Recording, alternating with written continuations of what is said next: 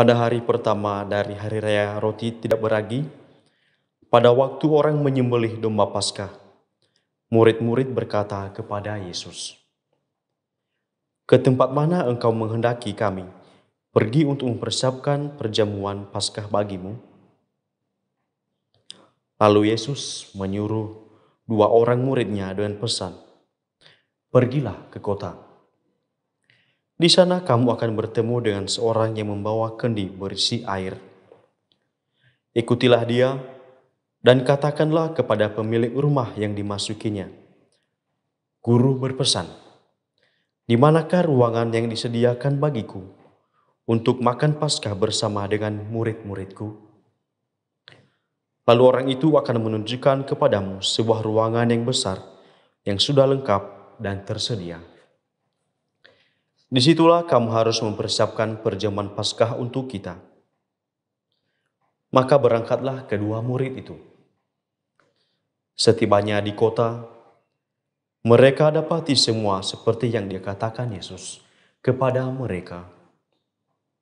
Lalu mereka mempersiapkan Paskah.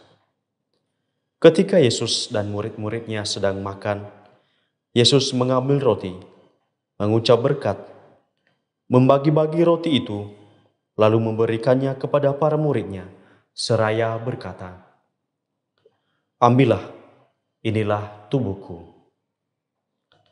Sesudah itu ia mengambil cawan, mengucap syukur, lalu memberikannya kepada para murid, dan mereka semua minum dari cawan itu. Dan Yesus berkata kepada mereka, "Inilah darahku, darah perjanjian yang ditumpahkan bagi banyak orang. Aku berkata kepadamu, sesungguhnya aku tidak lagi akan minum hasil pokok anggur sampai pada hari aku meminumnya yang baru, yaitu dalam kerajaan Allah." Sesudah menyanyikan lagu pujian, pergilah mereka ke Bukit Zaitun. Demikianlah Injil Tuhan.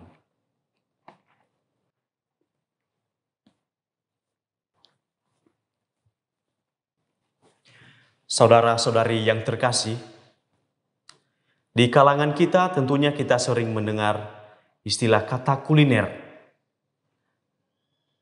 Secara sederhana, kuliner itu diartikan sebagai atau dikaitkan dengan makanan-makanan yang khas, yang memiliki menu dan memiliki rasa yang baru. Kata kuliner seakan-akan menjadi kata yang keramat bagi kita, karena hampir semua orang pasti terus mengejarnya. Misalnya, orang bela-belain supaya pergi keluar kota hanya untuk menikmati kuliner yang sedang viral atau sedang dinikmati banyak orang. Nah, saudara-saudara yang terkasih, mengejar dan menikmati kuliner itu tidaklah salah, karena itu menjadi bagian atau menjadi cara bagi kita untuk menikmati hidup. Akan tetapi, kalau kita merefleksikan kembali, apakah kita juga pernah bertanya kepada diri kita, sejauh mana saya menghadirkan Kristus di dalam hidup saya? Melalui perayaan Ekaristi yang kita rayakan pada hari ini, kita merayakan hari raya tubuh dan darah Kristus. Melalui tubuh dan darah Kristus, kita memperoleh sebuah keselamatan. Kita percaya bahwa Yesus mengorbankan dirinya demi keselamatan kita.